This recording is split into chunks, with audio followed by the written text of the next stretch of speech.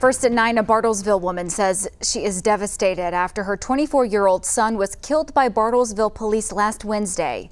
Thanks for joining us. I'm Tatum Gwynn. And I'm Jonathan Cooper. She says she was in the house with him at the time and is looking for answers about why.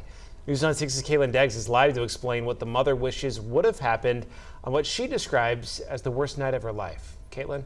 Jonathan and Tatum, Kenda Franks says she called police for help because her son was cutting himself and she was worried about him. OSBI says it went out to officers as an armed suspect call. Ricky Franks was shot and killed by a Bartlesville police officer on July 5th. His mother, Kenda, was in a different room when he was shot inside her house. I heard pow pow and I took 2 more steps and there was my son. He hadn't even fallen to the floor yet.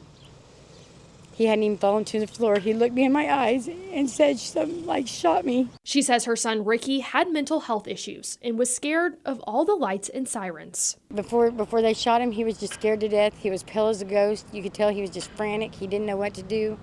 But he was on the phone with them, or I was on the phone with them the entire time this was going on. OSBI says negotiation attempts failed and that resulted in the shots being fired. Kenda says after Ricky was injured, she was taken away in handcuffs and didn't get to see her son again until he was in the funeral home, which is standard for crime scenes. I would have walked all the way to the hospital barefoot just to see my son, because if he was okay, why would he need to? I felt like he had to die alone. There was no reason he had to be alone in that time. She doesn't believe Ricky would have killed himself and wishes he could have gotten the help he needed. He told them on the phone that he wasn't going to hurt them. He didn't want to hurt them. He was just scared to death. OSBI agents are investigating the shooting. Kenda says if she could talk to Ricky again, she would tell him all she wanted to do in life was take care of him. I love him and I miss him and I know he'd still be here with us today had they not shot him, because he was not ready to go.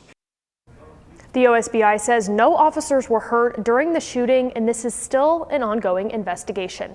Caitlin Deggs, Oklahoma's Own, News on 6.